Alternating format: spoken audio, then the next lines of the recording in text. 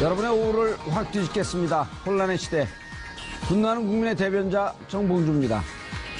국정농단 사건의 마지막 퍼즐인 우병우 전 수석이 오늘 검찰에 출석했습니다. 그간 우 전 수석 수사에 관련해 제19 감싸기 논란이 있었던 검찰. 이번에야말로 확 달라진 모습을 보여줄 수 있을까요? 수많은 국민들을 분노하게 만든 박근혜 최순실 게이트.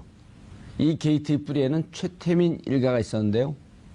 잠시 후 최태민 씨 의붓 손자이자 최순실 씨의 의붓 조카인 조영래 씨를 모시고 지난 40년간 이어진 박 전 대통령과 최 씨 일가의 관계에 대해 집중적으로 살펴보도록 하겠습니다. 4월 6일 목요일 정봉주 품격시대 시작하겠습니다. 4월 6일 목요일 정봉주 품격시대 첫 번째 이슈 들어가겠습니다. 박근혜 최순실 게이트의 마지막 퍼즐. 우병우 전 청와대 민정수석이 오늘 오전 검찰에 소환됐습니다. 우 전 수석이 수사기관에 불려나온 건 오늘로 세 번째인데요. 구속의 문턱에서 매번 돌아왔던 우 전 수석. 이번에도 돌아올 수 있을까요? 이 문제와 관련해 전문가 세 분 모시고 말씀 나눠보도록 하겠습니다. 정상근 미디어오늘 기자 나오셨습니다. 네, 안녕하십니까. 예. 자주 나오시니까 조금 자연스러워지신 거 아니에요? 네, 뭐 갈수록 조금씩 나아지고 있는 것 같습니다. 예. 오늘은 좀 겁나게 얘기한데요. 아, 그럼 또 다음 주부터 또 긴장해서 질문 말 못할 수 한마디 있어요. 드릴까요? 아, 질문이요? 예. 아, 다음에 주시면 안 될까요? 감옥 가고 싶어요? 아, 아니요. 요즘 감옥 무서운지 아는 사람들이 많아졌어요. 그죠, 변호사님? 네, 저도 무섭습니다. 예, 훌륭한 분이에요. 그래도 감옥 가는 분들 안 가게 빼줬으니까. 노영희 변호사 자리하셨습니다. 네, 안녕하십니까. 예. 자, 그리고 이종훈 평론가, 모든 문제 전문가 자리하셨습니다. 네, 안녕하십니까. 예. 정말 이종훈 평론가님은 모르는 게 없는 것 같아요. 제가요? 예, 제가 보는 평론가 중에 한 16번째로 훌륭한 것 같아요. 아, 17번째 아니고? 아니, 위에 15명 아무도 없어요. 자, 우병우 수석. 네. 어떻게 됐어요? 오늘 검찰에 출석을 했죠. 레이저 쐈어요, 안 쐈어요? 그동안 뭐 레이저 논란이 좀 있었는데 예. 오늘은 평소와는 좀 다른 모습이더라고요. 그래서 예. 들어올 때 뭐 좀 뭐랄까 이런 표현이 좀 적절한지 모르겠지만 눈을 약간 좀 내리까는 듯한 예. 좀 그런 표정이었고 그 전에 검찰이 그러지 않았을까요? 눈 깔아.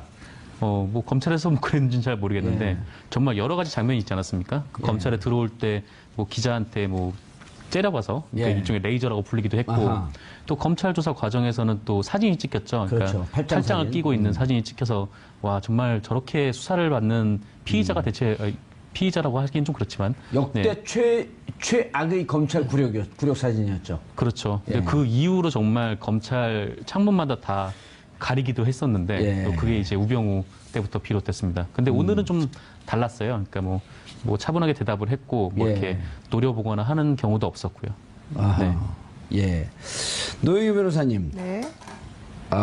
좀 태도가 바뀐 것 같은데 보통 이제 그 법조계 인사들이 보기에 이게 위기에 처해서 연기하는 건지 진짜 심경이 변한 건지.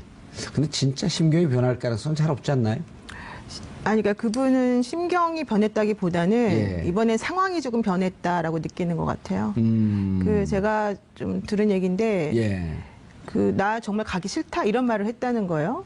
아하. 가기 싫다 그러면 뭐 조사를 받으러 가기 싫다는 얘기냐 이렇게 예. 물어보니까 아니 나는 거기 가기 싫다. 그러니까 구치소 가기 싫다 이런 얘기를 예. 한 걸 보면 구속될 수도 있다라고 하는 불안감을 조금 가지고 있는 것으로 지금 보이고 예. 또 나 혼자 절대 혼자 가지 않겠다. 같이 가자 이런 얘기도 막 했다고 해요. 예. 그러니까 그 얘기는 이제 우병우 전 수석의 혐의와 관련해서 뭐 검찰 고위 관계자들 다 연루되어 있으니까 너희들이 나를 정말로 그런데 보낸다면 나도 가만히 있지 않겠다. 뭐 이런 얘기를 들리거든요. 예. 그래서 사실은 이제 그런 얘기들을 이번에만 한 게 아니고 지난번에 검찰 그 특수본 일기 수사할 때도 많이 했었어요. 그분이. 그런데 이번에는 아마도 지금 세 번째야. 이 특수본 일기 때 받았고 특검 때 받았고. 특검 때는 그런 얘기를 안 했나요? 특검 때는 사실은 검찰 관계자를 조사를 못했고요. 특검에서 검찰 특수본 일기에서는 검찰 관계자들을 다 조사를 했습니다. 예. 했는데 그때 윤곽근 고검장이 이제 조사를 마무리를 못하고 그냥 넘기지 않았습니까? 그렇죠. 그러면서 그때 묻혔어요. 묻히면서 뭐라고 했냐면 수사 다 했는데 그거에 관련된 내용들은 조금 있으면 밝혀질 것이다라는 말을 했어요. 의미심장하게. 누가요? 윤곽근 팀장님이 그 고검장이. 당시에. 예. 예. 그래서 아마 그거가 관련되어 있는 자료들을 지금 그 검찰에서 가지고 있는 걸로 알고 있거든요. 특수본 2기에서. 예. 그렇게 되면 그분들하고 관계되는 것들이 이제 이번에 많이 나올 가능성이 있는데 아마도 우병우 전 수석은 당신들 그런 식으로 그 나에 관련된 여러 가지 것들을 얘기를 한다면 날 넣으면 나도 내가 알고 있는 것들을 그냥 이렇게 다 얘기해서 같이 그냥 하자, 같이 묶이시면 되겠다. 네, 뭐 그런 아하. 식으로 이제 말을 하고 있는 것으로 지금 보여요. 예. 근데 그동안에 특검에서는 아예 그런 검찰 관계자들조차도 조사를 못 했었거든요. 근데 이번에는 그런 조사한 거 플러스 이번에 46명, 50명 조사했다고 하지 않습니까? 그렇죠. 그러니까 노승건 차장님이 지난번에 그 기자들하고 티타임 하면서 우리 너무 억울하다. 우리 이렇게 열심히 하고 있는데 왜 자꾸 니네는 우리 수사 못한다고 하느냐. 막 화를 냈는데. 봐주기 수사하고 있는 거 아니냐라고 예. 하는 오해에 대해서 예. 확 기분 나쁜 얘기를 했죠. 네, 그래서 이제 불쾌하다는 심정을 딱 드러내면서 하고 오늘 또 이제 그런 식으로 조사를 받으러 이제 왔는데 우병우 수석의 얼굴이 조금 안 좋았잖아요. 예. 그러니까 그거는 아마도 조금 위기 의식을 느끼고 있는 것으로 보이고 검찰도 절치부심했다. 아하. 그런 걸 좀 보여준 것 같습니다. 이번에 우병우 전 수석 입장에서 이번에는 간다. 그러니까 그런 불안감을 좀 가지고 있는 것으로 알겠습니다. 이종훈 평론가님, 네. 또 이 심리 분석, 사람의 인상 분석, 이게 전문가이신. 그러니까 눈빛이 오늘 질문도 하기 전에 막 대답해요. 모든 문제 전문가니까 조금 오버하시는 것 같은데. 그게 아니고 벌써 딱 그렇게 대충 이제까지 그렇게 질문하셨기 때문에 오늘 예, 알겠어요. 아십시오, 그럼. 네. 아니 눈빛이 좀 많이 겸손해진 건 맞아요. 그런데 절반만 겸손해졌다. 그래서 우리 이종훈 평론가님 실제로 매력적이야. 그러니까 후속이 딱 이번에 돼야 딱 절반이 아니면 49%쯤, 51%쯤. 52% 정도. 52%쯤. 예. 그래서 실제로 이제 구속이 딱 이게 절감이 돼야 예. 그때는 확실하게 겸손해질 것 같아요. 그러니까 박근혜 전 대통령도 그랬잖아요. 그러니까 이 법원에 영장실질심사 받으러 딱 들어갈 때 예. 그때 딱 이 청사 건물을 딱 올려다 보는 장면을 우리가 봤잖아요. 그러니까 우병우 전 수석도 이제 그런 광경이 연출될 것 같고 예. 아직까지는 이제 좀 덜 겸손한데 사실은 오늘 검찰발로 지금 나오는 얘기가 가족을 지금 무더기로 기소하겠다라는 얘기가 딱 나왔단 말이에요. 와. 이게 굉장히 센 얘기다.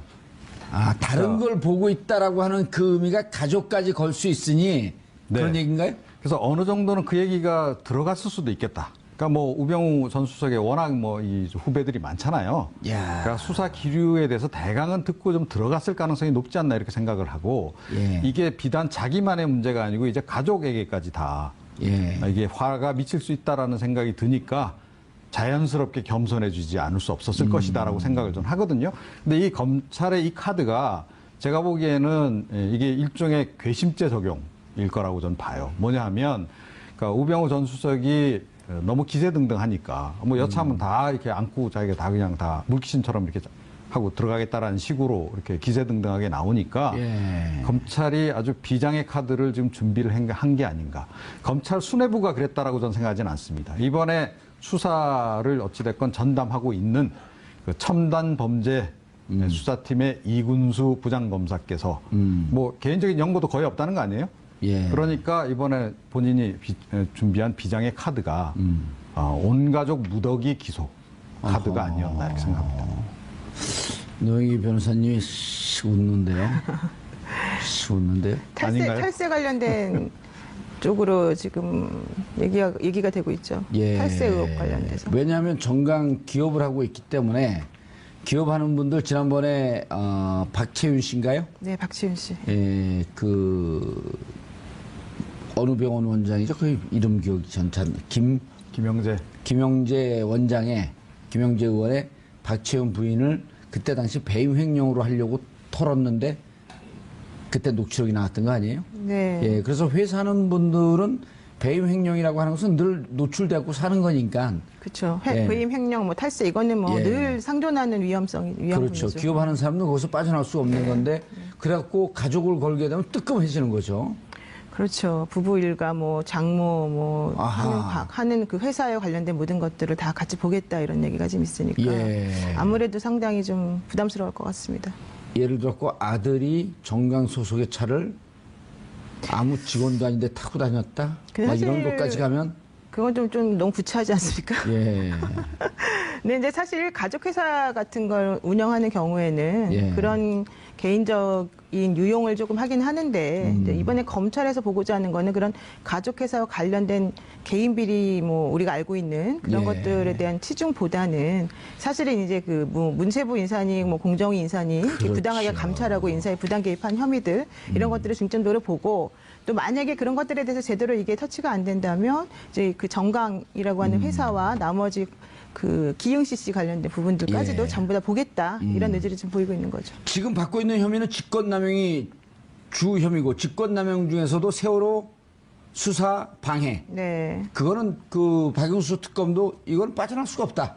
그렇죠. 그때 윤대진 지금 현재 이제 2차장 검사인데 예. 당시에 그 광주에서 그 형사 2부장에 있었었거든요. 형사 2부장. 지금 광주 2차장이죠. 아, 부산지검 2차장. 예, 부산 2차장. 예. 근데 예. 그분이 이제 당시에 그 세월호 관련해서 해경에서 예. 너무 제대로 이제 수사를 못하고 인명 구조 못하니까 관련자를 과실치사 혐의로 입건하려고 이제 해서 수사를 하려고 했더니 예. 그러면서 이제 그 서버 압수수색 같은 것들을 이제 하려고 했더니 예. 우병우 전 수석이 그걸 못하게 막으면서 그렇죠. 외압을 많이 행사했었잖아요. 그래서 그 부분하고 그다음에 이제 변찬우 변호사가 있습니다. 18기. 변찬우. 네, 변찬우 예. 변호사가 그 세월호 관련해서 여러 가지 것들을 다 총괄 지휘했던 분인데 광주지검장이었었죠. 네, 당시에. 예. 그래서 그분이 이제 사실은 우병우 전 수석하고 악연이 많아서 이제 옷을 벗으셨는데 그분까지 이번에 다 조사를 이미 마쳤거든요. 예. 그래서 아마 관련돼 있는 세월호 수사와 관련되는 여러 가지 것들은 제가 보기엔 구체적으로 많이 지금 소명이 돼 있는 것 같고요. 이제 그런 거 말고도 그 문체부 인사에 대해서 이제 감사를 지시했더니 제대로 감시하지 않았다. 안 왔으니까 특별 감찰반을 동원해갖고 네, 뭐 협박하고 신발을 벗고 양말을 벗고 왜 백기적을 자꾸. 네, 뭐 뒤돌아서라 그러고 우리는 죄가 없어도 만들어내는 곳이다 뭐 이런 얘기까지 하면서 이제 협박하고 또 회유를 해서 핸드폰을 자진 임의 제출하는 임의 제출. 형식으로 핸드폰을 이제 뺏어서 그걸 복구해서 뭐 누구하고 어떤 식으로 관계를 맺었던 것에 대해서 내가 확인했으니 당신은 내 말을 듣든지 뭐 아니면 어떻게 하든지 이런 식으로 협박했다는 내용까지 다 나와 있거든요. 그래서 그런 것들과 관련된 인사부장 개입이 되게 많아요. 뭐 문체부만 있는 게 아니고 공정위도 있고 여러 개가 있어서 그런 부분들과 관련된 이제 권한남용 행사했던 직권남용 것들, 이런 직권남용. 것도, 예. 그리고 이제 직무유기 같은 것들, 뭐 미래나 K스포츠 재단에서 알면서도 이제 그냥 봐주고 넘어간 것들. 직무유기는 입증하기 좀 어렵죠. 어렵죠. 사실 예. 직무유기는 어떤 게 필요하냐면 적극적인 직무 포기 의사가 필요해요. 아하. 그러니까 단순히 그냥 일을 못하는 무능 정도에 그치는 게 아니고 예. 적극적으로 나는 이걸 안 하겠다라고 하는 포기 의사가 명시적으로 나와야지 인정이 되는 죄예요. 그런 경우 거의 적용이 힘들다고 그렇죠. 봐야겠네요, 이거는. 거의 적용이 예. 어렵죠. 그러니까 그런 거 잘 아니까 이제 자꾸 본인은 무능했다는 쪽으로 지금 연막전을 피고 있는 거죠. 그리고 뭐 그런 거랑 횡령 배임이랑 예. 또 이제 뭐 국회 증언 감정법 위반 혐의 이런 것도 예. 있습니다. 저는 이번에 공갈 협박죄까지 포함시켜야 된다고 생각해요. 그러니까 조금 전에 잠깐 얘기했다시피 특별감찰반을 동원해서 공무원들 불러다가 그 조사할 수 없는 내용까지 막 조사하고 압수수색까지 벌이고 양말 벗어 옷 벗어 아니 무슨 저기 예전에 그 남영동 대공무실도 아니고 예. 어떻게 뭐 양말 벗어라 옷 벗어라 이렇게 다 벗겨놓고 그냥 취조하고 이런 식으로 하냐는 거죠. 아니 민정수석실에서 그런 일을 할 수 있는 곳이 아니지 않습니까? 기본 기능 자체가. 예. 그런데 우병우 전 민정수석이 한 걸 보면 그러니까 거의 지금 청와대 안에다가 미니 중앙정보부를 만들어 놓은 거예요. 그리고 거기 일종의 대공분실처럼 만들어 놓고 사람들 불러다가 이런 식으로 말도 안 되는 예. 취조를 하고 이거는 확실하게 공갈 협박죄까지 포함시켜야 전 된다. 그런 측면에서 이렇게 좀 생각을 하고 그러니까 더욱이 또 여러 가지 지금 뭐 직권남용과 관련해서는 예. 제가 보기에는 이번 이 특수본에서도 못 밝힌 게 결국 최순실하고의 관계라고 저는 생각하는데요. 그렇죠. 모른다 그러잖아요. 최순실하고 최순실 모른다고. 관계를 사실은 밝혀야 됩니다. 그러니까 예. 그렇지 않고서는 아무리 민정수석이라 하더라도 이렇게까지 적극적으로 나설 이유는 없다는 거죠. 그냥 통상적인 공무원들의 그 행보로 볼 때. 예. 그래서 뭔가 있다. 끈끈한 뭔가 있다. 그래서 제가 보기에는 그건 자백 이외에는 뭐가 없잖아요. 그러니까 사진 그게 찍은 좀 아쉬워요. 그래서 예. 그 부분을 이 특수본, 2기 특수본이 반드시 좀 밝혀주길 바랬는데 아직 못 밝히는 것 같은데 밝혀내서 사실은 이 우병우 전 수석 같은 경우에는 거의 최순실에 버금가는 정도의 공범 수준이라고 저는 보거든요. 그렇게까지 사실은 이걸 봐야 되는데 거기까지 못 가는 게 좀 굉장히 개인적으로 아쉽습니다. 특검에서 이제 에피소드 이건 정말 아니 근데 에피소드예요. 그 에피소드 넘어가기 전에 예. 노 변호사님 예. 법적으로 공갈이라고 하면 공갈로 취득되는 경제적 이득이 있을 때 공갈이라고 그러지 않나요? 이제 공갈은 행위니까 예. 내가 그 사람에게 어떤 위협 같은 걸 가해가지고 그 사람이 또 무슨 이득, 취한 계산상 이득이 있어야 이득을 되잖아요. 계산상으로 이제 뭔가 의무 없이 이렇게 뭔가 지불하게 하는 것을 말하는 건데 그거는 이제 신체적인 유형력의 행사와 같이 연관되어 있는 부분이 좀 있어서 공무원이 뭐 이런 식으로 하는 거는 공갈협박은 사실은 조금 되게 어렵죠. 그렇죠. 예, 일반적으로 우리가 뭐 술 먹다 너 지금 공갈 협박이야 이런 개념하고는 예, 법적 그런 개념이 거랑은 조금 다르죠. 틀리잖아요. 예, 예. 예.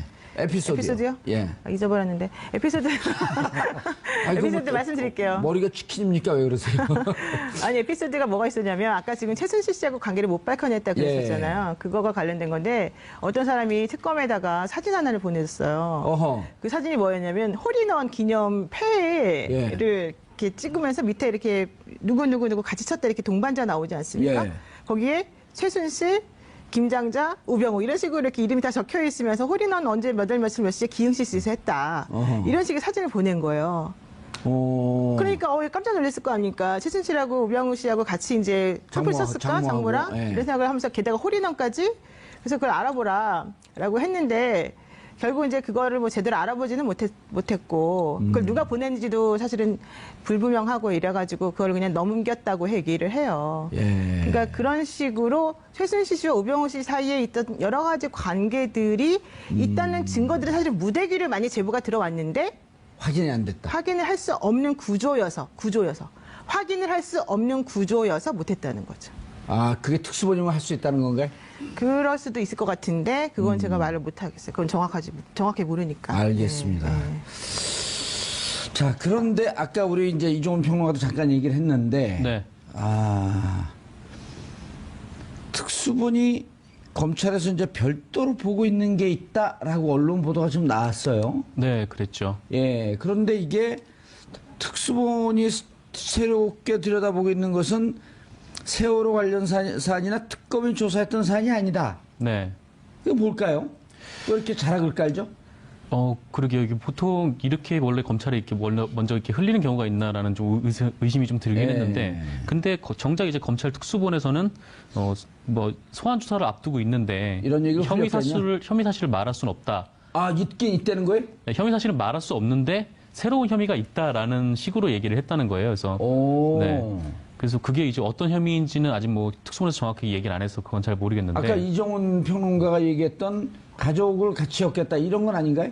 뭐 그런 걸 수도 있고 아니면 뭐 또 어떤 의미인지는 아직 지금 잘 확인이 안 되는 상태입니다. 해외 계좌에서 돈 들어온 거 그건가요? 뭐 그것도 전 사실 잘 모르겠는데. 싱가포르 계좌로 추정되는 그 얘기가 계속 돌았었잖아요. 네, 뭐 돌기는 했는데 뭐 확인되지는 않은 얘기라. 네. 탈세 혐의일 가능성이 크다고 얘기는 돌고 있죠. 네. 아, 탈세 혐의. 예. 그런데 지금 이제 일각에서 나오는 것은 그러니까 여러 가지 지금 얘기가 나오는데 이번에 이제 가족 무더기 이제 기소와 관련해서 이제 나온 얘기가 뭐냐면 그러니까 정강 쪽으로 좀 이렇게 출처가 의심되는 돈이 들어왔다는 거죠. 그렇죠. 그런데- 그게 이제 민정비서관으로 들어가기 전입니다. 그게. 그러니까 아니, 된 다음에. 민정비서관이 된 다음에. 그러니까 예. 투자 자문업체로부터 돈이 그 M사와 관련된. 예. 수억 대가 들어왔는데 이게 일종의 뭐 그러니까 리베이트 아니겠느냐. 리베이트라고 하는 의혹도 있고 아니면 네. 그 수입료 누락된 수입료 예전에 예. 그런 거일 근데 수도 이제 있고. 수입료인지 예. 이게 뭔가 이렇게 권력을 활용한 정보를 제공해 주고 받은 사실상의 뭐 좋게 말하면 리베이트고 나쁘게 얘기하면 뇌물일 수도 있는 그런 예. 부분도 좀 있는 거죠. 그것도 이제 이번에 아마 그 기소하게 되면 포함을 시킬 것 같아요. 그게 이제 지금. 3억 원 정도를 네. 얘기하는 건데 예. 그게 아마 본인이 이제 한번 변호사로서 선임을 냈다가 중간에 그만둔 사건이 하나가 있어요. 예. 그러면 이제 더 이상 뭐 일을 하지 말아야 되는데 그 다음에 그 사건이 되게 잘 됐어요. 어허. 그리고 난 다음에 또 돈이 뒤로 들어왔다는 거예요. 이 사람이 그만뒀는데 왜 돈이 들어오지? 이러면서 이제 살펴보는 부분이 있는 거죠. 그 부분도 있고 뭐 여러 가지가 있는 거죠. 그리고 그 돈을 가지고 나중에 이제 걸릴 걸 대비해서 다른 식으로 뭐 그림을 산다든가 뭘 한다든가 뭐 이제 이런 식으로 유용해서 문제가 좀 있지 않나라는 걸 보는 것도 있고. 빠져나가기가 좀 힘들겠는데요, 그러면? 그렇죠. 그렇습니다. 게다가 지금 이제 국세청이 올 초부터 동시로 조사를 지금 벌였거든요. 바로 예. 이런 부분들. 그러니까 탈세와 관련한 부분들을 집중적으로 지금 이제 조사를 계속 했는데 이번에 그 특수본 수사 결과에 일부가 포함이 되는 것 같고요. 예. 포함 안 된 부분도 지금 계속 또 뭐 추적 중이라는 얘기가 있어요. 그래서 추가로 그러니까 정강 관련해서 그러니까 뭔가 이게 조세 포탈 내지는 횡령 뭐 이런 것들이 좀 더 드러날 가능성이 좀 없잖아 있는 그런 상황이 아닌가. 그래서 검찰 쪽에서 그 부분을 아직까지 확정이 안 됐기 때문에 명쾌하게 좀 얘기를 못하는 거일 수도 있다 이런 생각도 좀 들긴 해요. 예, 노 변호사님 어떻게 보시나요? 그럼 이번에 들어가고 이미 워낙 수사가 많이 됐기 때문에 우병우 수석한테는 박근혜 전 대통령도 검찰 조사받을 때 부인하는 거에 대해서 캐묻지 않았잖아요. 워낙 근거와 증언과 증거가 많았기 때문에. 그렇죠. 이번에 우병우 전 수석도 부인하면 부인하는 대로 그렇죠. 오히려 앞으로 어떻게 되는 거에 대해서 서로 이 수싸움을 하면서 조사가 진행되지 않을까. 어떻게 보세요? 제가 보기에는 일종의 딜이 이루어지고 있을 가능성이 좀 있다. 일종의 타협이 이루어질 가능성이 좀 있다. 좀 싸게 들어가자. 예, 그렇죠. 정말 전문 용어가 예, 싸게 싸게 들어가죠. 들어가자. 예. 그러니까 이제 이번에 핵심적인 5월 9일 정보 교체되면 무거워진다, 세진다. 이거. 네, 그러니까 기소를 하는 범위 자체를 조금 조절을 해줄 가능성이 조금 있어 보이는데 그걸 그렇다고 해서 개인 비리 쪽으로만 계속해서 영장을 청구할 수는 없으니까 이제 너가 정말로 문제가 있다라고 지금 밝혀지고 있는 세월호. 그런 부분들과 관련해서는 인정을 하되 뭐 나머지는 우리가 좀 건드리지 않겠다라든가 이런 식으로 좀 정리해줄 가능성이 있는 거죠. 그러니까 두 양측이 검찰 특수본과 우병우가 확전 금지 협약을 맺고 있다. 그럴 수도 있지. 명분 쌓기라던가 나중에 검찰의 미래까지도 우리가 좀 생각해 봐야 되지 않겠냐라는 의미에서 뭔가를 조금 정리할 가능성은 있는 거죠. 당신 의협심이 많잖아요. 네, 이건 제가 내 보기에는- 목숨 하나 불세워서 검찰을 살려야지. 네, 그러니까 일종의 이제 플리바게인을 하는 거죠. 예. 그런데 우리나라에서는 없습니다. 법적으로. 예, 법적으로는 없지만 이제 실제로 예. 이제 그런 식으로 전개될 가능성이 높은데, 그러니까 지금 특수본의 그 수사 라인일 가능성보다는 예. 오히려 검찰 수뇌부하고 그런 거래가 이루어질 가능성이 높다라고 저는 생각을 해요. 검찰 수뇌부라고 누구라고 찍지 않았기 때문에 누구라고 찍었으면 바로 명예훼손으로 걸릴 위험성이 바로 그거죠. 있는데. 그래서 이제 조심해야 됩니다. 그런데 검찰 수뇌부가 뭐 아시다시피 이미 뭐 우병우 라인이다 뭐 그런 얘기도 잘 알려져 있고, 그래서 이번에 우병우 전 수석이 그런 이제 협박도 가능한 것이고, 그러니까 여차하면 다 내가 물고 그냥 들어가겠다라는 식의 그런 식의 협박이 가능한 것도 검찰 수뇌부가 관련이 돼 있기 때문에 그런 거 아니겠습니까? 결국 또 수천 통 뭐 전화 통화한 기록 뭐 또 발견된 것도 있고, 그래서 검찰 수뇌부하고 우병우 전 수석 간에 그런 딜을 할 가능성이 높고, 우병우 전 수석은 그러니까 박근혜 전 대통령보다는 훨씬 법리를 잘 안다. 예. 그리고 굉장히 실리적으로 움직이는 사람이어서 더욱더 가능성이 높다. 이렇게 생각합니다. 아까 노영희 변호사님이 재미있는 무서운 얘기를 했는데 그냥 슬쩍 저희가 넘어갔는데 나 가기 싫다. 그랬단 말이에요. 그 뒤에 함의는 나 보내면 너희들은 멀쩡할 줄 아느냐 라고 하는 게 행간에 딱 숨어 있었단 말이에요. 글이. 그렇죠. 그런데 검찰 입장에서는 우병우가 야 당신도 있잖아. 그 자리 내가 만들어준 거 아니야? 한번 해봐. 그럼 어떨까요? 내가 그랬어요. 내가 우병우야. 그거 해봐. 내 죽고 네 죽자. 되게 곤란하네요, 상당히. 예. 그럼 아니 검찰이 정말 쪼를까 아니면 왜 이래?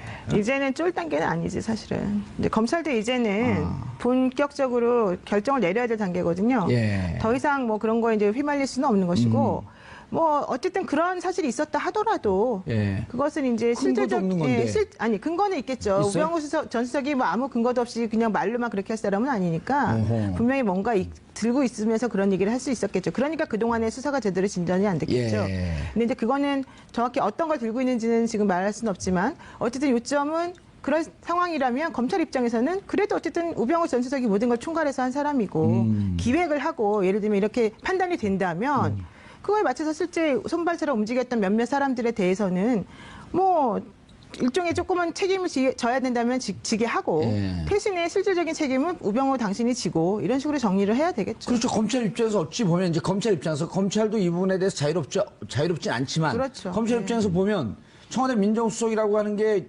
1인지하 만인지상인데 그렇죠. 절대적인 5개 사정기관을 장악하고 있는 데인데 그쪽에서 명령을 해요. 이거 수사해라. 하명 사건 원래 보게 되면 어찌 보면 직권 남용이거든요. 검찰총장을 통해서 내려와야 되는데 네. 그럼에도 불구하고 이건 당신이 시켜서 어쩔 수 없이 했습니다.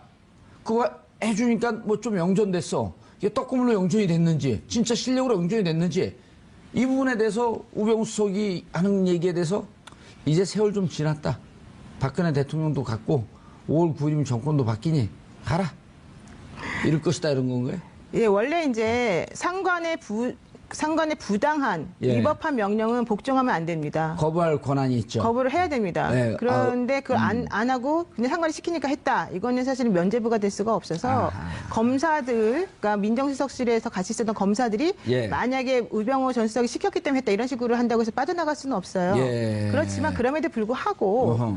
우병우 전 수석이 이런 식으로 해가지고 한번 알아보라라고 해서 예. 알아보는 그 과정 중에 조금의 불미스러운 일이 있을 수 있었다. 내지는 우리가 약간 좀 지나치게 했었다. 이런 부분은 인정하고 들어갈 수밖에 없는 거죠. 그렇다고 근데 해서 그 검사를 그렇죠. 처벌할 수는 없는 상황. 그렇다고 해서 그 검사가 모든 걸 책임지는 건 아니니까 그 검사를 뭐 처벌할 수 있을지 없이는 들여다봐야 알겠지만 예. 그거 가지고는 사실은 그렇게 큰 협박이 될까? 그건 제가 아니라는 생각인 거죠. 이종훈 평론가님, 이쯤 되면 네. 우병우 전 수석은 좀 쓸쓸하겠는데요? 아, 그렇죠. 예. 그래도 제가 조금 전에 말씀드렸듯이 아직 절반은 살아 있다는 거예요. 그러니까 뭔가 좀 자신감이 있는 것 같고 어허. 약간은 그런데 그러니까 이석수 특별감찰관이 그러니까 미래재단 K스포츠재단 막 이렇게 수사하고 그랬을 때 조사하고 그랬을 때 그때 우병우 민정수석이 전화 걸었다는 거 아닙니까? 예. 그때 한 말이 전 딱 떠올라요. 뭐라고? 형 앞으로 나 안 볼라 그래? 그 얘기했대요? 예. 저는 이렇게 했는데 형 미쳤어? 뭐 그렇게도 예. 나오긴 했는데 제가 미쳤어란 말은 안 그런 얘기 안 예, 했어요? 제가 본 형 왜 버전이 그래 조금 그랬어요? 더 예? 뭐라 그랬어요? 뭐라고? 너 아니에요. 예. 여튼 미쳤어는 아니에요. 오늘 그냥 묻어갈라 그러시네? 아, 제가 조심하고 있습니다, 요즘에. 왜요? 검찰 걸렸어요? 전화도 여기저기서 오고 있고 조심해야 됩니다. 자, 어찌됐건 그래서 제가 본 이제 버전은 이제 그게 가장 합리적으로 들려서 이제 형 나 안 보려고 그래? 예. 그런 식의 전화를 이번에 다 하지 않았을까요? 아. 검찰 수뇌부에 다 전화 걸어서 근데 이제 그걸 우리가 네. 취재가 안 됐고 노영희 변호사만 아는데 입을 다물고 있으니까 그러니까 답답하긴 하네요. 신발을 좀. 벗겨야 되겠습니다. 네. 아니, 요즘 이제 전화는 열심히 하고 계시대요. 예, 우병우 수석이 네. 여기저기다가 살려고. 살려고 하는 건지 떠보려고 하는 건지 뭐 지시를 내리는 건지 잘 모르지만 하여튼 전화 전화는 열심히 하고 있다. 열심히 하고 있다. 자, 박근혜 대통령으로 좀 넘어가 봐야 될 것 같은데요. 네. 유영하 변호사가 이상한 일을 하고 있어요. 변호사 모집 광고를 냈죠. 아, 예, 그랬죠. 예. 그 뭐 변호사단 내부에서도 지금 뭐 손발이 안 맞나느니 아니면 뭐 이런저런 얘기가 나오고 있는데 뭐 특히 뭐 손봉규 변호사가 뭐 접견을 신청했다는 것도 자기한테 알리지 않았다라고 되게 뭐 불쾌감을 표하는 말도 했다고 해요.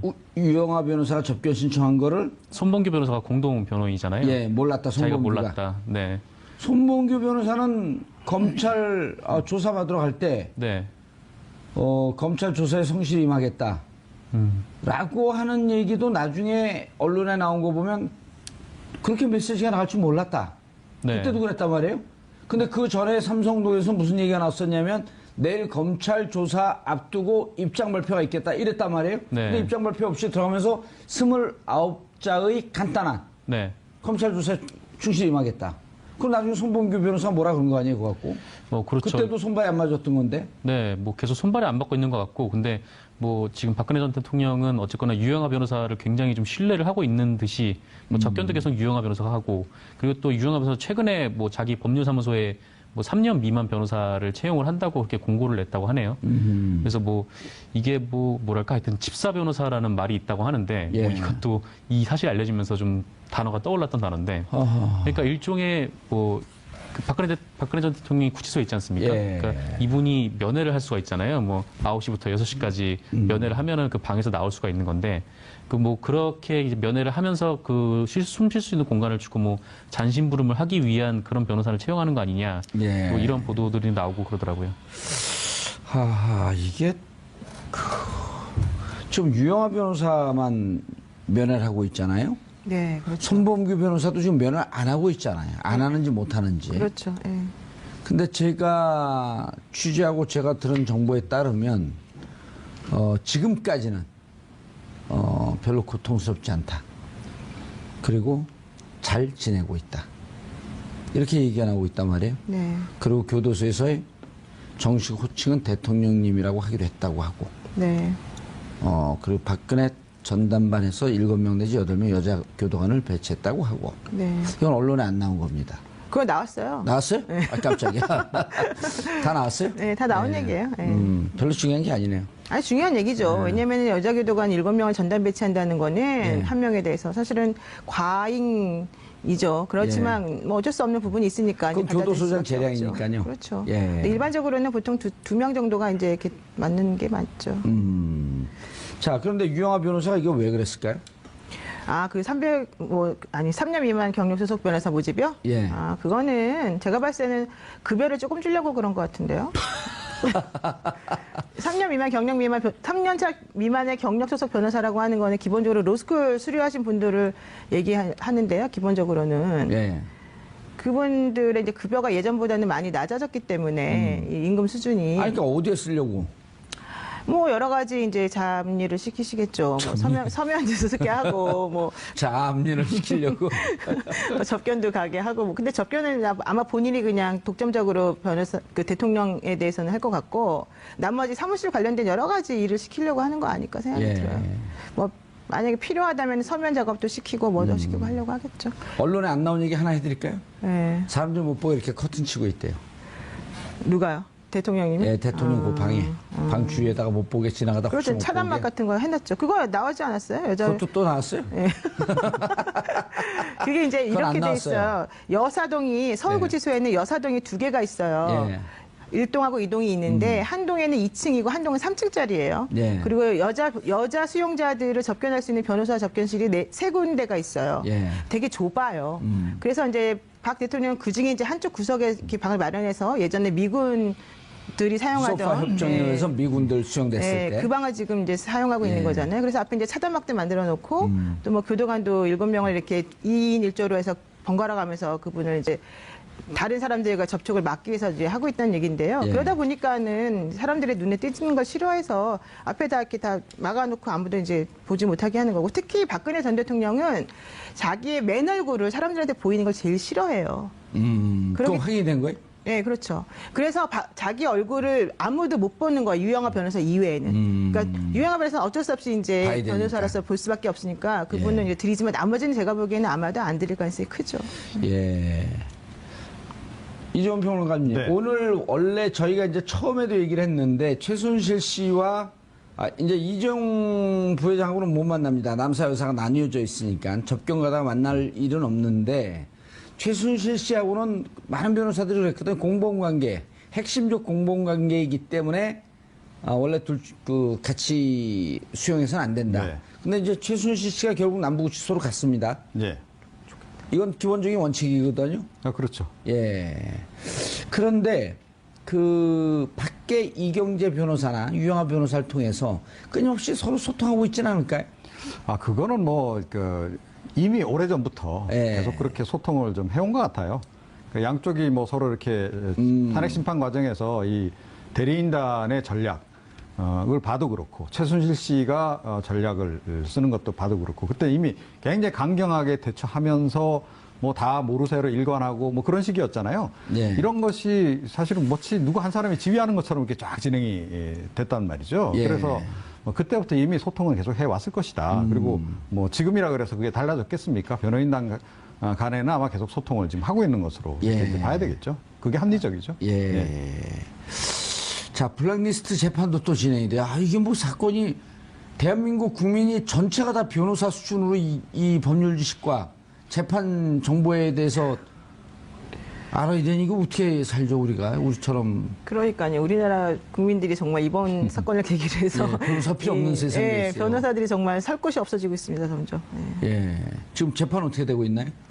지금 김기춘, 조윤선. 블랙리스트 재판이 사실은 되게 중요한데 예. 그동안에 이제 계속 모르쇠로 일관을 해왔었는데 어제 뭐 나온 기사에 의하더라도 조윤선 전 장관 같은 경우에는 본인이 정무수석으로 그때 들어오면서 전임자로부터 브리핑을 받는데 처음에 웃고 있다가 나중에는 얼굴 표정이 굳어졌다는 얘기잖아요. 블랙리스트 관리 얘기를 듣고 특히 그것을 대통령이 직접 챙겼다 이런 얘기까지 들으면서 우리가 이런 것까지 해야 되냐 이런 얘기도 했었다는 거예요. 조윤선 장관이. 예, 그러니까 근데 이제까지 왜 부인하고 그러니까 있었어요? 근데 그동안 부인했던 것을 이제 빼도 박도 못할 증거들이 그렇게 나와서 아하. 이제 아마 오늘 재판에서도 그런 것들을 들이대게 되면 좀 심경의 변화를 일으킬 수도 있다 이런. 누가요? 조윤선 전 장관이. 그리고 또 하나는 조윤선. 지금 그 진술은 조윤선 장관이 했다는 게 아니에요? 한 게 아니죠. 다른 사람이 이제 어제 다른 사람이 한 거고. 조윤선 예, 장관이 듣고 예. 있으면서 전임 장관으로부터 인수인계 전임자로부터, 예. 전임자로부터 인수인계 받으면서 그 얘기를 듣고 얼굴이 굳어졌다. 얼굴이 처음에는 웃으면서 굳어졌다. 즐거운 마음으로 듣다가 이제 이렇게까지 해야 되느냐 이런 얘기를 했다는 그때 거고. 정무수석 인수인계 때 얘기를 하시는 거죠?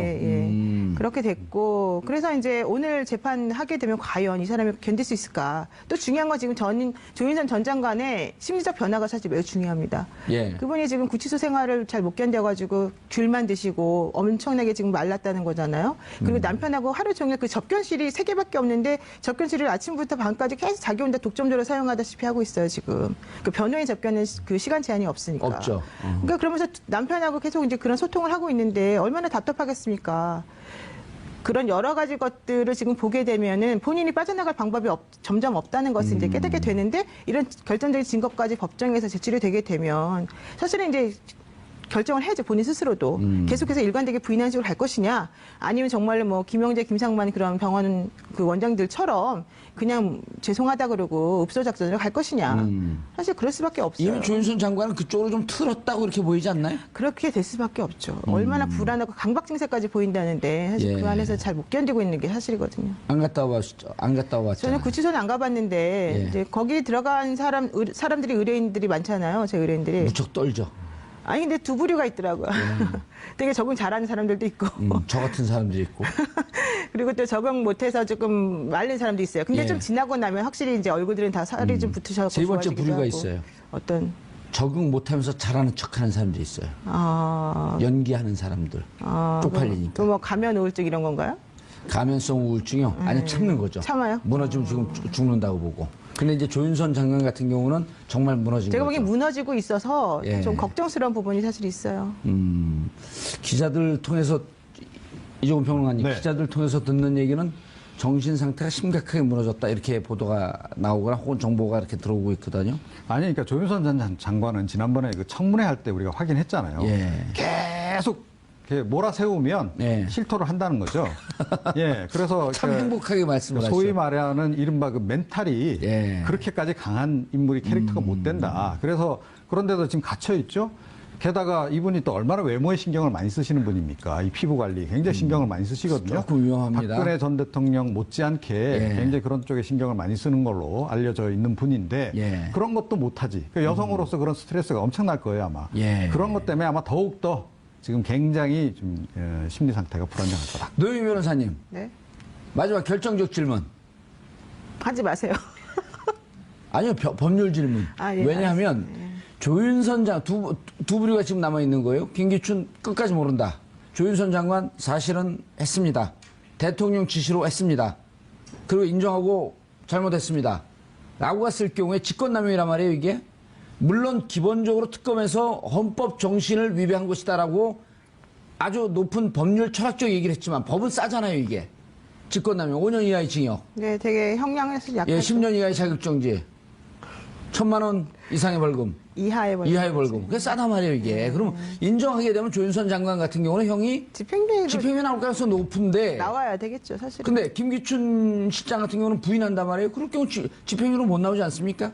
이제 집행유예 해주는 조건이 예. 기본적으로 본인이 이제 뭐 정말 범죄 저질렀다면 인정하고. 범죄한 사실을 인정하고 진정하게 뉘우치고 이래야 되잖아요. 개전의 정이 있는 게 또 예. 중요하고. 그런데 만약에 조윤선 전 장관 같은 경우에 죄송하다. 내가 나중에 알았는데 박근혜 전 대통령을 좀 보호해야 된다는 생각 때문에 그런 식으로 잘못된 말을 하게 되었다라는 식으로 지금 얘기가 나오게 되면 또 그럴 수 있죠. 근데 지금 국회에서의 그 증언 및 뭐 그 감청에 관한 법률인가 그거에 예. 위반이잖아요. 지금 예. 그분들이 다 위증했다는 아직 혐의로. 고발했는지 안 했는지, 그것도 네, 고발했네요. 고발했잖아요. 고소를 네, 예, 그래서 그- 그게 1년에서 10년 사이에 그 징역형을 선고하게끔 되어 있는 범죄거든요. 예. 근데 사실 이제 그걸 따지면 같이 한 사람에 대해서 여러 가지 범죄 혐의가 들어가 있는 거기 때문에 반드시 5년 이하만 들어가는 건 아니니까 세질 수는 있어요. 예. 그렇지만 그럼에도 하지만- 불구하고 집행유예는 가능하죠. 아니요, 김기춘. 김기춘 전 인정을 안할 김기춘 전 실장 같은 경우에 또 끝까지 인정 안 할지는 사실 잘 몰라요. 그분도 사실은 대통령이 시켰다라는 식의 말을 조금 했어요. 했죠. 예, 그래서 이분이 재판이 사실 지금 시작한 지가 오늘인가가 지금 첫 번째 날 아니겠습니까? 그러니까 앞으로 어떻게 전개될지는 모르고 또 그렇게 전제로 끝까지 부인했을 경우에. 끝까지 부인한다 그러면 사실 집행유예 해주기는 어려울 수도 있죠. 그랬으면 좋겠습니다. 예? 네. 김기춘, 조윤선, 박근혜. 지금 모든 국민들의 관심은 대선과 서울구치소 그리고 남부교도소로 쏠려 있습니다. 정봉주의 품격시대에서는 여러분의 소중한 의견을 받습니다. 샵 5400으로 주제 맞는 다양한 의견 문자로 보내주시면 저희가 반영해드리도록 하겠습니다. 100원의 정보 이용료가 부과됩니다. 한 발 더 깊이 들어가는 시사분석, 여러분은 지금 생방송으로 진행하는 정봉주 품격시대와 함께하고 계십니다. 4월 6일 목요일 정봉주 품격시대 두 번째 이슈 들어가겠습니다. 최태민, 최순실, 박근혜 이 세 사람으로 이어지는 오래되고 질긴 관계의 본질을 누구보다 가장 잘 아는 사람은 역시 가족이겠죠. 오늘 어렵게 모신 특별한 손님과 함께 박근혜 게이트의 뿌리를 추적해 보도록 하겠습니다. 정상근 미디어오늘 기자 계속 자리하고 계시고요. 최태민 의붓 아들인 조순재 씨 장남이자 또 하나의 가족 저자인 조용래 씨 자리하셨습니다. 안녕하세요. 네, 안녕하십니까. 예. 자, 우리 시청자 여러분들께서도 샵 5400으로 다양한 의견 보내주시기 바라겠습니다. 100원의 정보 이용료가 부과됩니다. 책을 내셨어요? 네, 그렇습니다. 예. 이렇게 한번 들어봐 주시죠. 또 하나의 가족. 네, 그렇습니다. 최태민, 임선희, 그리고 박근혜. 우리 시청자분들이 다 익숙한 표현들이에요? 네, 그렇습니다. 예. 네, 다 아시는 이름이시죠. 예, 다 아는 이름이고. 저 책 보셨어요? 정상 기자님? 아니요, 아직 보진 못했습니다. 책 좀 보세요. 나온 지 얼마 안 되지 않았나요? 한 20일 됐습니다. 네. 그럼 20일 전 바로 사보셔야죠. 네. 끝나고 바로 구입해서 사보도록 하겠습니다. 제가 하나 사드릴까요? 아니요. 김연아법에 걸릴까봐. 김영란법이요? 책이 얼마예요? 만 원 조금 넘는 것 같아요. 안 걸리는데, 여러분? 네, 안 걸리네요. 네. 자, 책을 낸, 예를 들어, 이제 우리가 뭐 의붓아들, 손자 뭐 이렇게 얘기했는데, 네네. 일단 조용래 씨가 어떤 분인지 우리 시청자분들에게 좀 소개 좀 저는 해주시고. 조순재 녹취록을 남기신 조순재 씨의 장남이고요. 예, 조순재 씨는 또 누구죠? 최태민 씨의 의붓 아들이고, 예. 최태민 씨의 5번째 부인으로 알려지신 임선희 할머니의 아들이세요. 예, 그러니까 임선희 할머니께서 예. 아버님 조순재를 다른 데서 낳고 이렇게 그러니까 저희 할아버지께서 돌아가신 이후에 예, 재가를 가시죠. 재가를 했는데 그 재가한 당사자가 최태민 씨. 네, 그렇습니다. 아하. 그러면 최태민 씨 입장에서는 임순 씨가 데리고 온 아들인데 네네. 그 아들 조순재 씨에 대해서 좀 애정이 있었나요? 제가 어렸을 때 이제 최태민 할아버지에 대한 기억은 뭐 아주 어렸을 때 예. 저를 꽤 귀여워 주셨던 것 같아요. 예. 네, 그리고 아버지에 대해서는 아버지에 조순재 씨에 대해서는 뭐 아들로서의 애정이라기보다는 예. 필요한 인적 자원 중에 좀 중요한 관계 정도.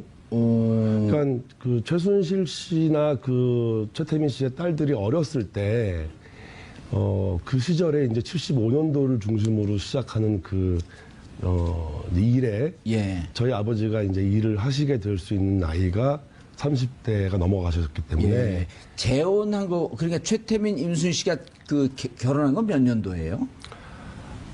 그거는 75년 이전인가요?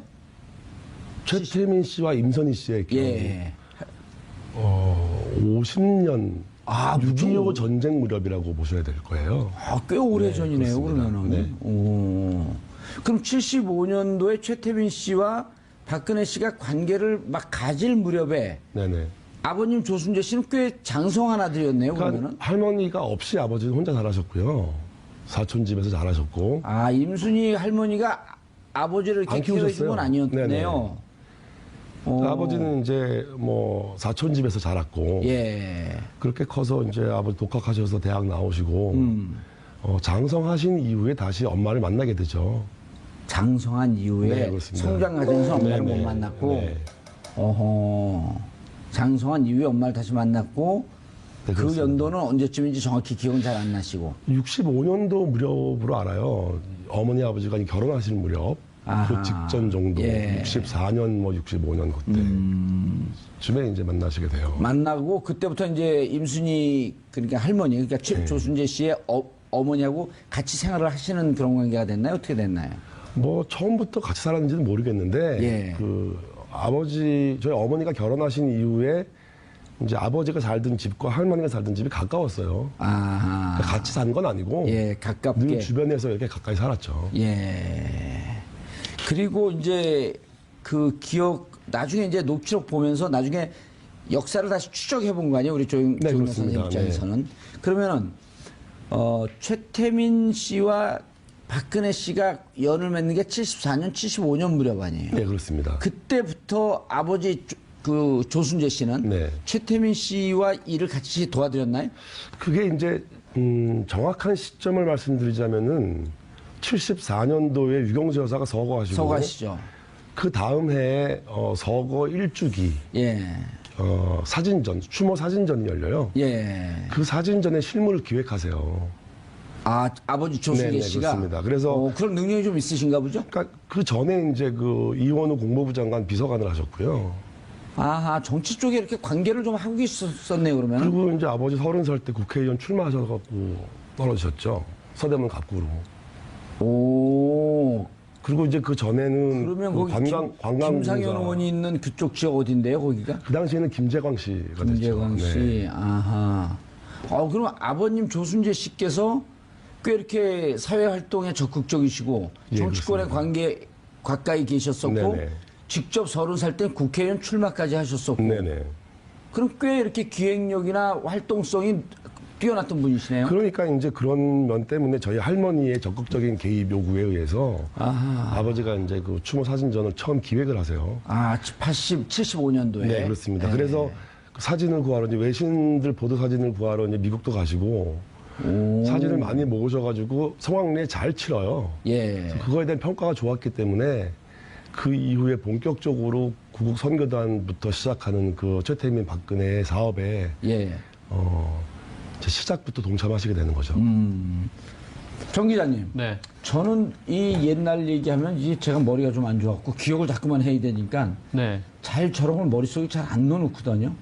근데 저 스토리를 알고 계셨었나요? 뭐 저도 이렇게 비슷한 유형이긴 한데. 예.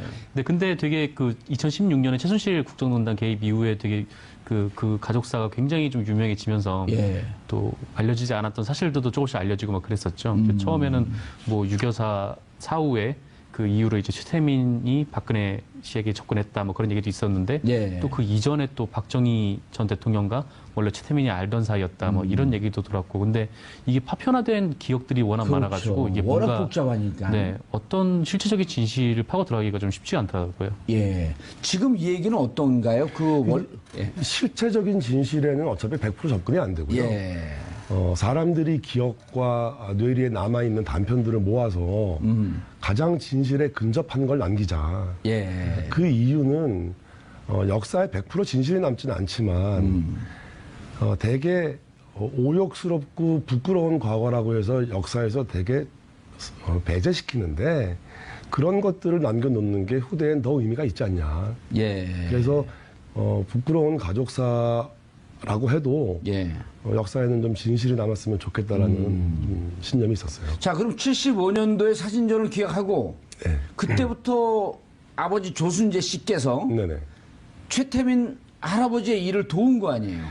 75년도에 구국 선교단이 발족을 해요. 구국 선교단이요. 네. 예, 그 각각 동영상 나오는 그 네네네. 구국 그 선교단. 선교단 지금 그림이 나오네요. 예. 구국 선교단 초기에 홍보실장을 맡으셔요. 구국 선교단에. 네. 오호. 그래서 실무를 맡으시고 핵심 역할을 하셨네요, 그러면은. 그렇죠. 그렇게 봐야 되고 이제 77년 무렵에 이제 새마을 봉사단이 또 이제 확대되고 조직들이 늘어날 때 자, 저 구국 선교단의 총재는 누구였었나요? 그 당시에는 최태민 씨였고요. 최태민 씨였고. 박근혜 씨는 명예총재요. 명예총재. 예. 그게 이제 77년도 그 친국 소위 말하는 친국이 예.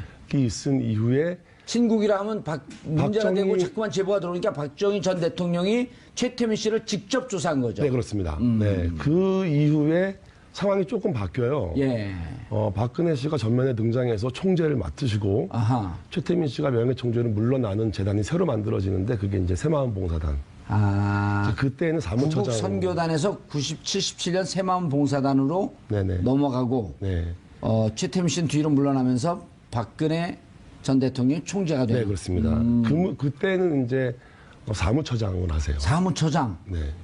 요직만 이렇게 쭉 그럼 실제 업무를 다 했다고 봐도 되네요. 저는 그렇게 보고 있죠. 네. 뭐 부인하기는 어려워요. 예. 그러면은 그렇게 관계가 있다가 그다음에 어떻게 되나요? 이제 그 다음 스테이지가 박정희 대통령 서거라는 사건이 역사의 흐름을 바꾸죠. 사건의 얘기를 들어보면 그때 이후로 돈이 어마어마하게 들어오면서 이게 뭐 그 사이가 안 좋아졌다 그런데 이렇게. 가족 관계가 돈에 의해서 형성되기도 하고, 가족 관계가 돈에 의해서 해체되기도 하고, 그렇죠. 권력도 마찬가지입니다만 예. 그렇게 해서 저희 조씨 집안과 최씨 집안이 가족 관계로 형성돼 있었고, 또 그 돈의 역할 작용에 의해서 가족 관계가 해체되는 과정. 그게 이제 일반 가정에서도 예. 형제간에 뭐 상속 문제가 나오면 그렇죠. 그 가족이 해체되잖아요. 예, 형제 중에 또 누가 하나가 벼랑간에 그 벼락부자 돼갖고 대박이 터지면 또 가족이 해체되는 근데 경우가 행복이 있고. 더 집안이 행복해지는 게 아니라 예, 그 돈과 권력이 개입되면 가족 관계가 이렇게 해체 수준을 밟는 것들. 예. 근데 그 이전에 그런 관계에 의해서 가족 관계가 형성되기도 하는 것. 다시 말하면 최태민 씨 일가와 박근혜 씨가 가족 같은 관계가 되는 것. 아하. 이런 게 이제 가족 관계로 이 현상을 한번 키워드를 잡아본 거죠. 타이틀을. 네. 예. 그럼 그 이후에 그 79년도 박정희 대통령 서거 이후의 과정을 좀 설명을 해 주시죠. 대통령 서거 이후에 이제 그 소위 말하는 통치 자금에 예. 대한 이제 문제가 뭐 아버지가 쓰신 그 남기신 녹취록을 좀 예민하게 보시는 독자라면 예. 그러니까 텍스트에 민감하신 분들이라면 그 내용에서 충분히 많은 걸 알 수 있어요. 어허. 근데 이제 구체적이고 명확한 언어를 쓰지 않고 예. 좀 추상적인 단어를 사용하셨던 이유는 제가 조금 짐작을 하죠. 예. 너무 명확하게 얘기할 수 없었던 부분들은 있어요. 위험한 요소들이 있었나요? 뭐 오해의 소지, 좀 더 확대될 소지도 있었고 아버지가 스스로 좀 뭐 두려웠던 부분도 있었을 거고. 그래서 진정서와 녹취록을 보면 예. 전체 흐름은 사실 책을 다 읽지 않아도 그것만 가지고도 텍스트에 민감하신 분들은 다 파악하실 수 있을 것 같아요. 어떤 내용이죠? 사실은 저도 그걸 기반으로 재구성을 했기 때문에. 예. 근데 이제 기반적인 내용은 그래요. 박근혜 대통령이 인간적으로 가진 문제점, 뭐 거짓말에 대한 어떤 인간적으로 할 수 없는 거짓말. 그러니까 거짓말에도 종류는 있고 예. 차별은 있는. 누구나 거짓말은 하니까요. 그렇죠. 근데 불가피하게 할 수밖에 없는 거짓말이. 그런데 있고. 이제 선의로 가장할 수 없는 거짓말, 또 특별한 위치에 있는 특별한 사람이 하는 거짓말이 보통 사람에게 남기는 상처, 예. 그리고 그런 걸 받아야 되는 사람들이 이제 가지는 비애, 이런 것들 있죠. 그리고 그렇게까지 할 수 없는 거짓말을 할 정도면 5천만 국민 다 속일 수 있지 않냐. 뭔가에 대한 의심이 있었고요. 예. 또 당시 이제 박 대통령 그 후보 시절에 그걸 하시게 된 이유는 능력에 대한 부분이 있었어요. 예. 그러니까 아버지가 말씀 어딩을 해주는 대로 다 이렇게 자기 소화 능력 없이 그냥 따라다니는. 아, 그럼 그때 최순실 씨가 했던 역할을 지금 최순실 씨가 했던 역할을 아버지 조순실 네, 씨가 그 역할을 했다는 건가요? 그대로 나와요, 텍스트에. 녹취록이 다 나옵니다. 오호. 그러니까 그런 부분, 뭐 예를 들면 또 무책임한 부분들이 있어요. 예. 그러니까 무슨 일을 추진했다가 잘 못 되거나 예. 뭐 사태가 나빠지면 자기 책임은 피하고 쏙 빠지고 다른 사람들이 책임지게 하는 그런 부분들이 반복된 것들이 아버지가 결국 자기를 모른다고까지 할 때 폭발하셨던 건데 따지고 보면 꼭 모른다고 거짓말했기 때문에 이걸 하신 건 아니에요. 그 당시에 아버지는 많은 의혹을 받으셨어요. 예.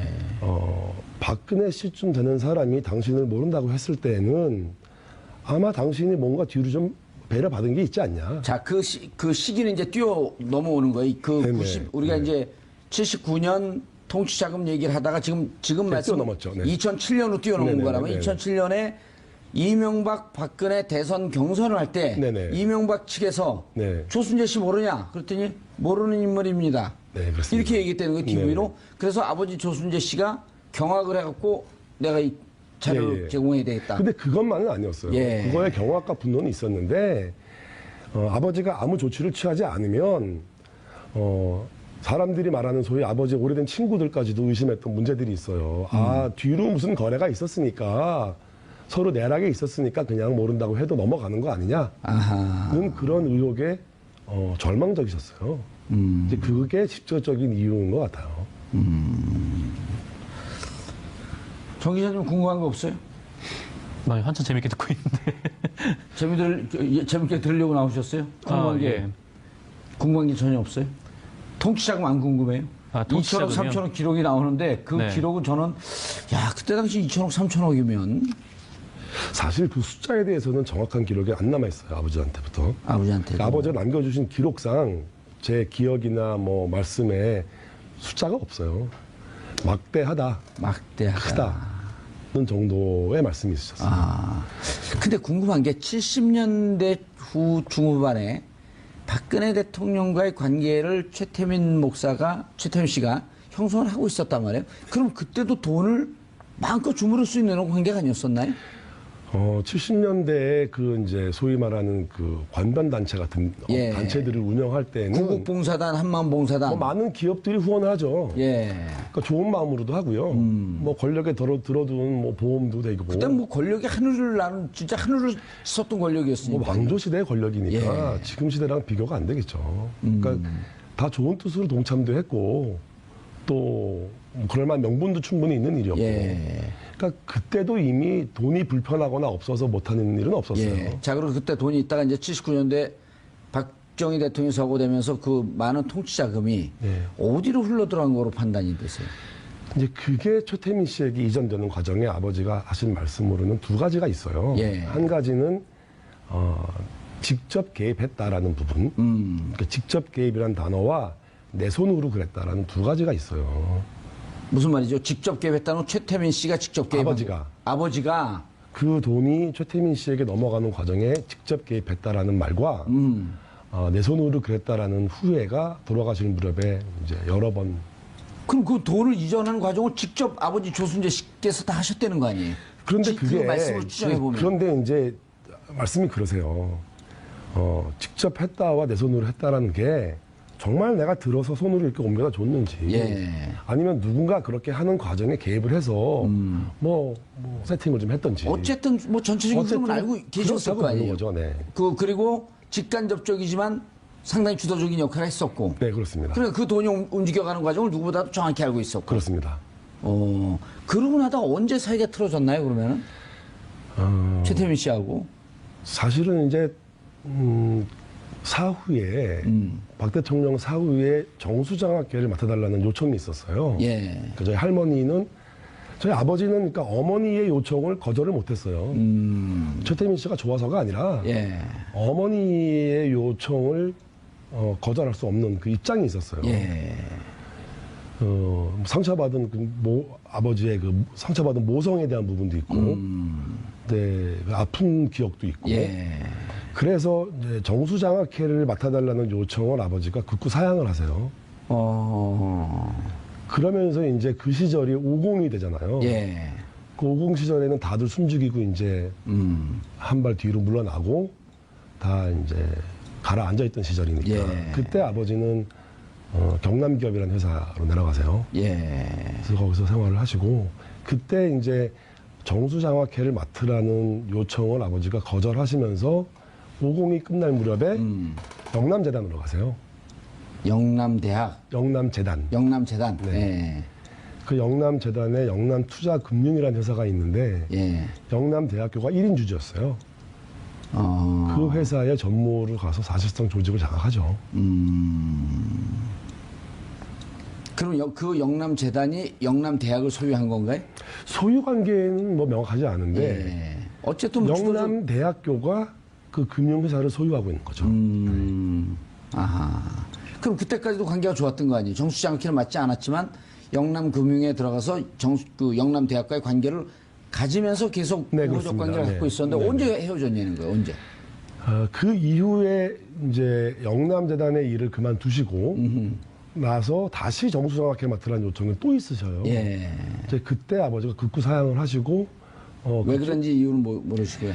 워낙 의혹도 많고 문제도 많은 데여서 하고 싶지 않았고 저희 어머니도 극구 반대하셨고. 예. 근데 그 무렵이 이제 최태민 씨가 이제 건강이 나빠지는 무렵 예. 이렇게 되고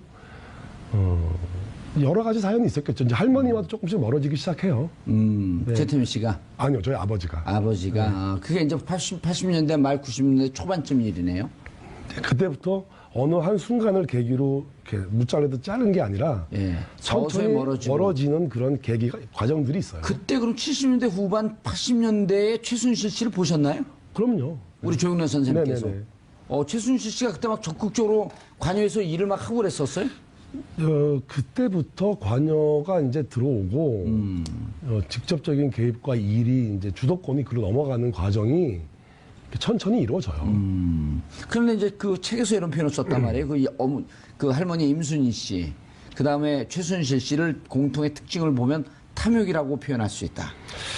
그 자기 욕망 표현에 대한 거침없는 성격들이 있어요. 뭐 세련되진 않지만 예. 굉장히 적극적인 자기 욕망 표출이 있고 예. 또 욕심도 많으시고 예. 그래서 그런 것들이 아마 전체적인 분위기가 그렇게 갔지 않았나 생각을 하죠. 그러면 2007년도에 네. 그럼 그때까지는 이 자료를 갖고 세상에 드러내지 않잖아요. 아버지 조순재 씨께서. 네네.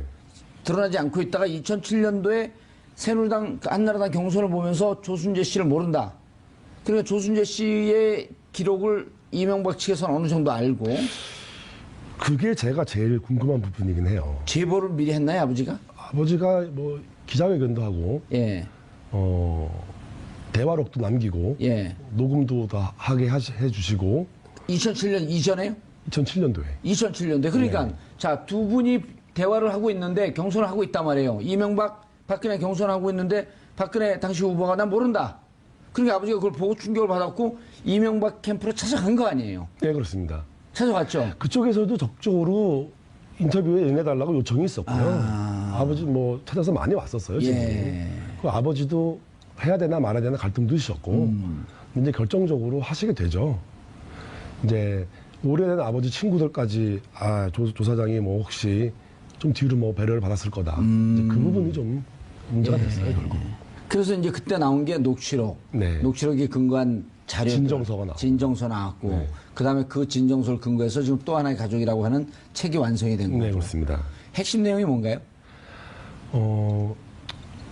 지금까지 우리가 한 내용이 다 있을 거고. 이 책을 제가 쓰고선 이 책의 내용에서 단어 하나만 건지고 다 버려라고 한다면 예.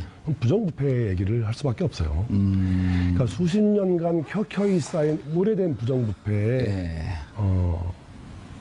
우리나라 유일한 가장 오래된 이 부정부패 문제에 이라는 문제 본질에 집중해야 된다. 그러지 않으면 부정부패가 이 시절에 한번 해결될 기미를 못 찾으면 예. 다음 시대에 또 운명처럼 연결되고 그럴 거라는 거가 제일 큰 주제라고 봐야 돼요. 예. 그러면 이제 궁금한 게, 2007년도에 이명박 캠프 쪽에 관계를 맺고 자료를 다 넘겨줬단 네, 말이에요. 그렇습니다. 네. 그리고 나서 이명박 대통령이 당선이 되고 네. 박근혜 대통령은 이제 한나라당 책임자로 물러나 있는데 그때 조영래 선생님 어디 계셨었어요? 아버지가 돌아가시던 날 언제 돌아가셨어요? 12월 19일 2007년도? 네. 그해 돌아가셨네. 대통령 선거가 시작되는 6시에 시작하는데 예. 5시에 돌아갔어요. 새벽. 네. 그래서 저는 아버지 장례 준비를 하기 전에 먼저 투표를 하고 왔어요. 이명박 대통령 찍었어요. 그러니까 아버지의 유언 같은 거였고, 이명박 씨가 정권을 잡고 대통령이 되면 박근혜의 정치 생명은 단절될 거다라는 믿음을 붙들고 누가 봐도 그렇게 믿어지는데 왜 손을 안 댔을까요? 그 믿음을 붙들고 돌아가셨는데 어떤 사연이 있어서 예. 뭐 제가 의혹 제기한 사람은 아니지만 이것도 의혹이니까 제기할 수밖에 없고 아마 그 시절에도 피치 못할 사연이 있고 숨기고 싶은 사정이 있으니까 그렇게 야합한 결과로 정권이 넘어가지 않았냐. 이해가 되세요?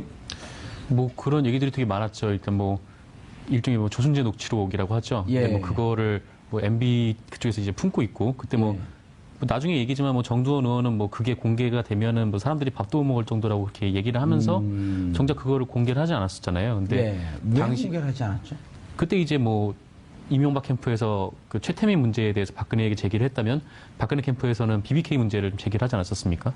그래서 사실 그때 아하. 뭔가 딜이 있었던 거 아니냐. 한 방이 있으셔. 근데 그거는 뭐 충분히 예측 가능했던 문제고요. 저는 거의 BBK에 빠져갖고 잘 그런 기억이 안 나. 의혹이 더 합리적이에요. 그러니까 둘이 똥 묻은 개, 겨 묻은 개가 서로 비판하면서 어떻게 할 수 없었던 그 상황. 내용이 BBK인지 뭔지는 모르겠으나 MB도 결정적인 단점이 있으니까 함부로 조순재 녹취록을 공개할 수 없는. 할 수 없었던 거고 그 다음 정권으로 이어지는 과정에서도 그런 이유가 작용했기 때문이 아니겠냐.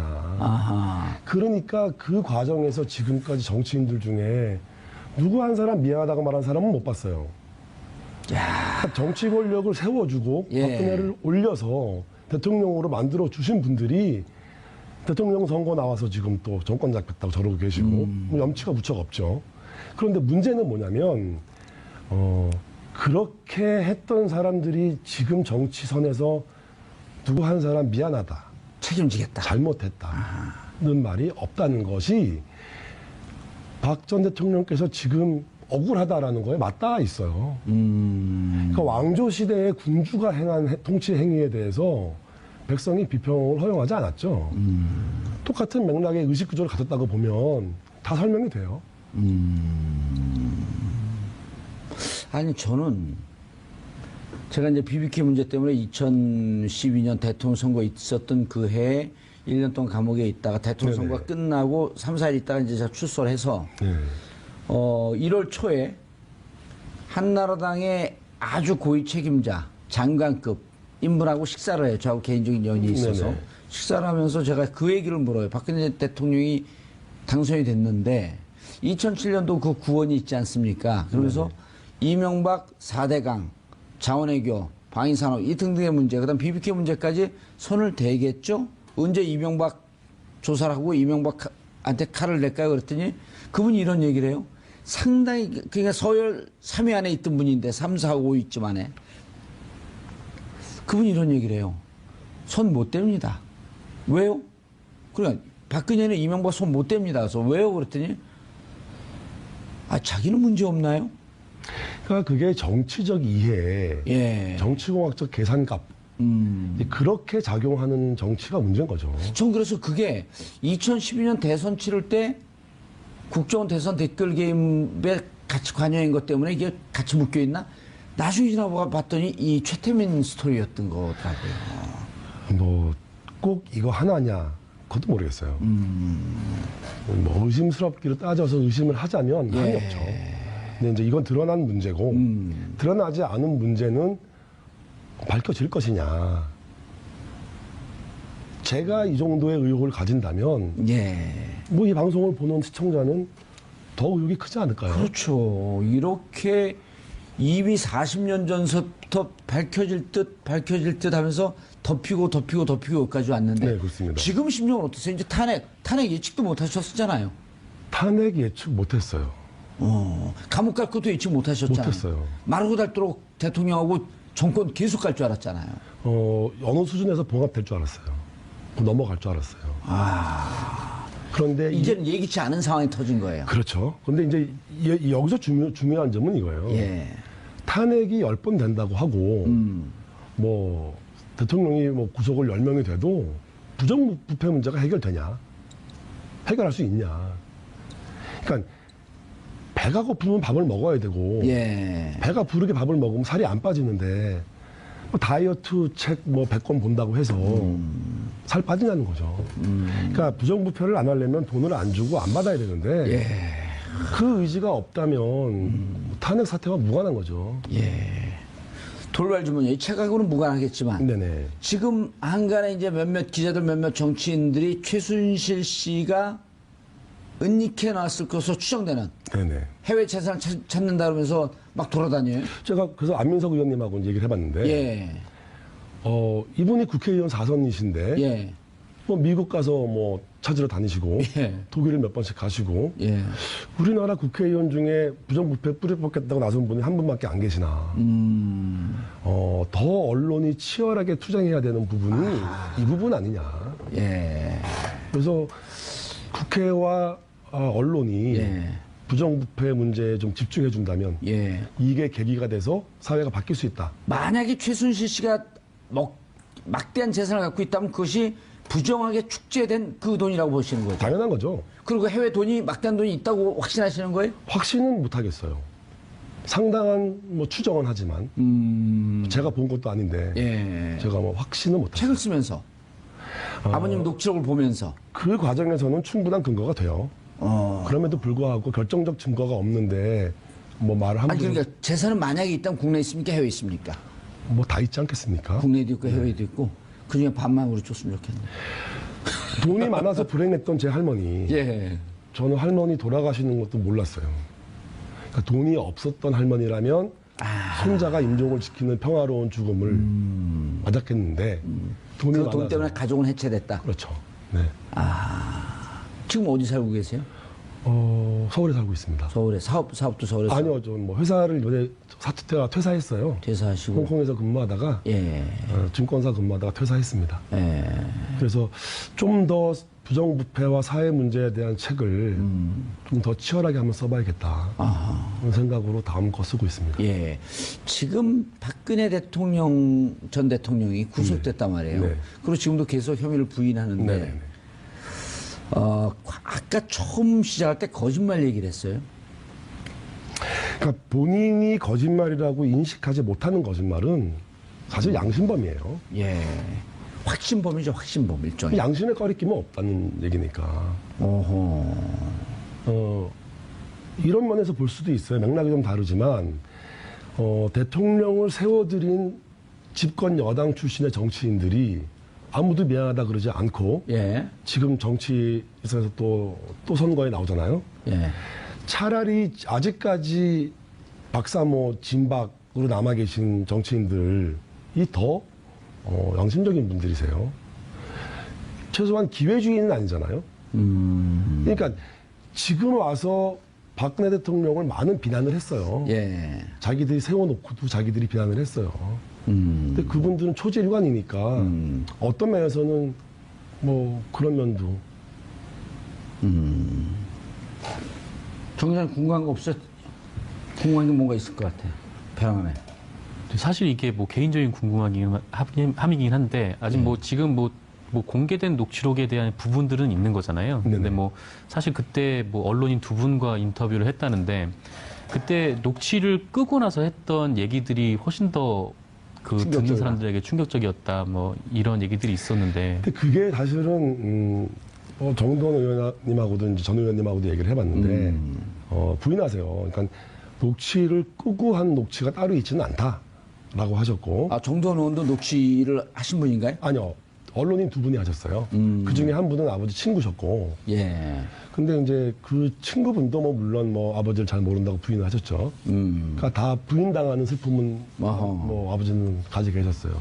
근데 이제 아까 그 기자님께서 질문하신 부분으로 이제 돌아가서 예. 보면,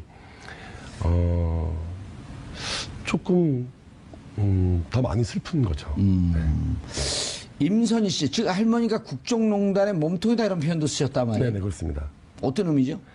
할머니 임선희가 안 계셨더라면 예. 최 씨 일가가 가족으로 구성되거나 유지되지 않았을 거예요. 그러니까 가족으로서의 결속력, 카리스마, 뭐 장악력, 예. 뭐 추진력 이런 것들로 해서 할머니 임선희가 중심이 돼서 집안이 유지가 돼요. 최 씨 일가가. 그것을 아까 이제 탐욕이라고 하는 표현으로 또 썼었고. 네네네. 지금 박근혜 대통령은 어떻게 해야 됩니까? 최소한 국민에게 미안함을 좀 아셔야 되죠. 이게 너무 염치가 없으세요. 못 알지 않을까? 미안함을 한마디 해줘야 되는데 예. 그 염치라는 거에 그 치자가 제가 저번에다 말씀드렸는데 그 한자로 귀자에 마음심자를 붙여서 쓰거든요. 그러니까 귀에 들리는 소리가 마음에 닿지 않으시는 거예요. 아하. 그러니까 염치가 있을 수가 없어요. 그 염치가 없으면 처벌을 받아야 되나요? 처벌의 문제가 아니고 역사 기록에 잘 남겨놓으면 예. 뭐 이제 뭐 영화 드라마도 나올 거고 역사가 이거를 충분히 판단할 수 있는 자료를 남겨놓는 것 예. 최대한 진실에 가까운 것을 남기는 것. 그게 우리가 해야 될 일이죠. 그래서 우리 조영래 선생님은 또 하나의 가족이라고 하는 책을 통해서 역사의 기록으로 남기겠다. 네, 그렇습니다. 예. 알겠습니다.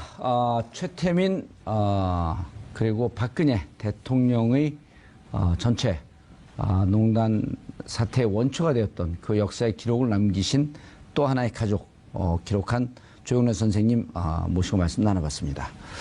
박근혜 전 대통령에 대한 검찰의 조사가 시작됐고 김기춘, 조윤선에 대한 재판이 시작됐습니다.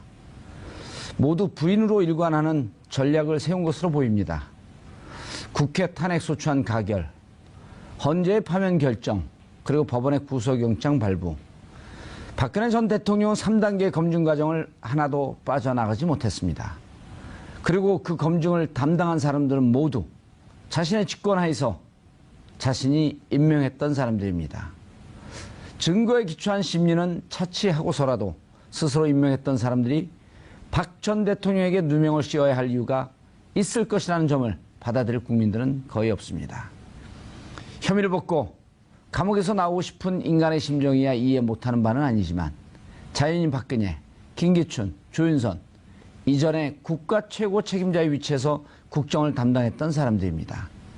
그 시간 동안 고통을 받았던 국민들, 나라가 이 모양으로 침몰하고 있는 상황을 만들었던 것에 대해 솔직한 심정으로 사과하는 모습을 보고 싶은 것은 결코 무리일 것인가 하는 심정입니다. 4월 6일 목요일 정봉주의 품격시대 마치겠습니다. 감사합니다.